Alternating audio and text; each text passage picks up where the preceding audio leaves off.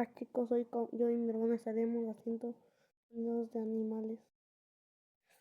El primer animal va a ser el gato. El gato. Este es mi voz de gato. Haciendo la voz del gato. Esto con mi hermano. Ahora la voz de un perro. No es mi voz así. Es como que. Y ahora la voz de un cerdo. Le toca a mi hermano. Le toca a mí. A ver.